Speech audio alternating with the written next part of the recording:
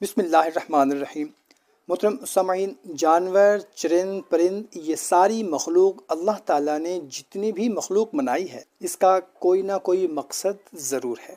اور ہم سب کو چاہیے کہ اللہ تعالیٰ کی مخلوق سے محبت کریں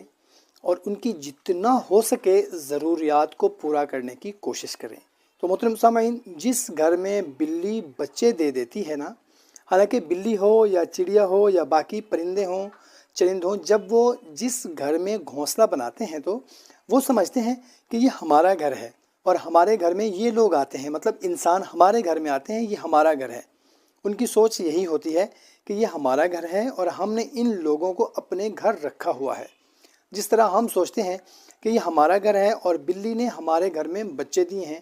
لیکن بلی یہ سمجھتی ہے کہ یہ میرا گھر ہے، لہٰذا جس گھر میں بلی بچے دے دے یا پھر اللہ تعالیٰ کی مخلوق کا گھر ہو، یقیناً وہ گھر رزق کی فراوانی کا باعث بنتا ہے، اس لیے کہ یہ اللہ تعالیٰ کی مخلوق کی خدمت کرنے سے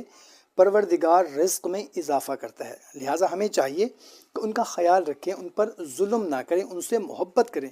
پھر دیکھنا پروردگار جو ہے کتنا انعام اور کتنا اجر دیتا ہے، اس لیے کہ انسان کو نرم دل بنایا ہے، رحم دل بنایا ہے، اور جب انسان اللہ تعالیٰ کی مخلوق پر رحم دلی کرتا ہے،